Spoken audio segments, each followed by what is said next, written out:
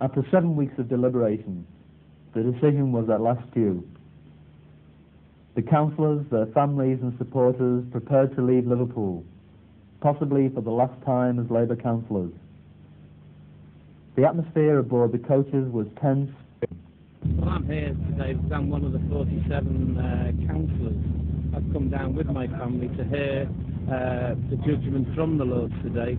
I'm afraid, I think, like all the other councillors, I'm expecting the worst.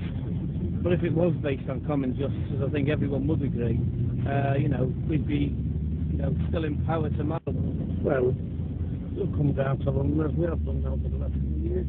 This exercise is a joint exercise, trade unions and the council. Me, I'm a trade unionist and the conveyor of the kinds and apartments. We stand by them all the way. This is not the end of the fight, by the way. This fight will continue forevermore, and if these people are say charge, well, we fight together at the least. The fight's not finished.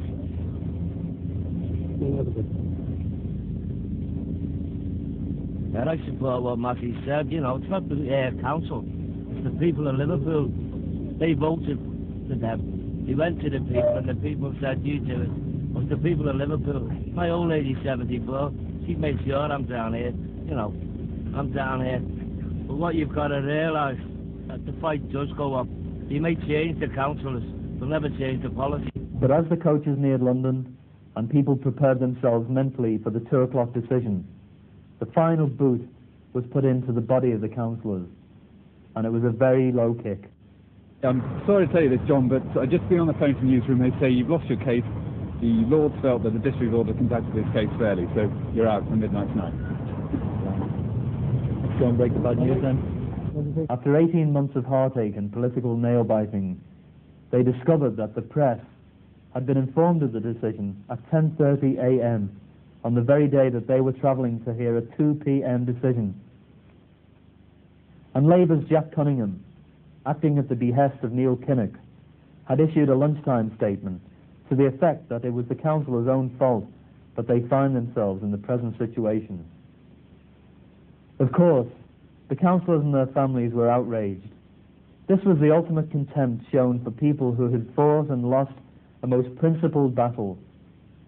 Well, we were all shocked, coming down on the coach. It was leaked to us that the press probably knew at 10:30. And at 11:30 we stopped the coach and rang the press gallery at the House of Commons and were told the decision, and I just think that's a deplorable way. That we've come down to find out the decision after waiting, all this length of time fighting it. And to be told on a coach travelling to London what the decision is, I think is just appalling. Our comrades were fighting for the party, in the interest of the party, carrying out local party policy and incidentally carrying out party policy laid down by the National Party Conference the year that I was chairman of the party. So let's get it quite clear.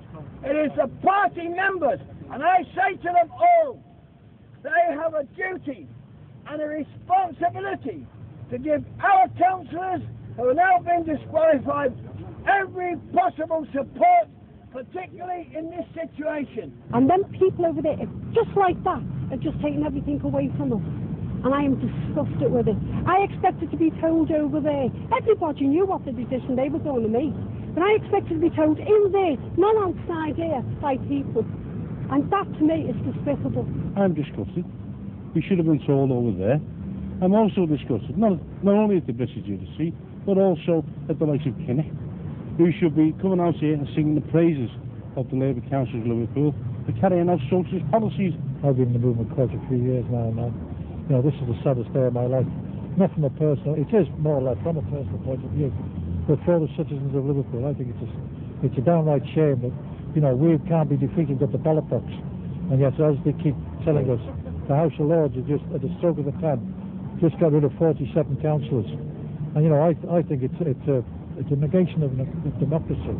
Well, what stupidly the ruling class through the courts and this Thatcher government don't understand, that every step of this nature they take against workers educates workers to the true nature of the state, that the state is geared to protect property and the ruling class of this country. They're not too interested in working people, the conditions they live under.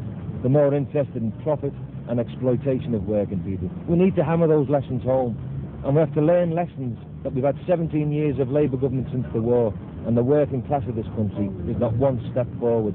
We need a Labour leadership worthy of the class, worthy of the people of Liverpool, and use the wealth created by ordinary decent people for the betterment of working people and their families.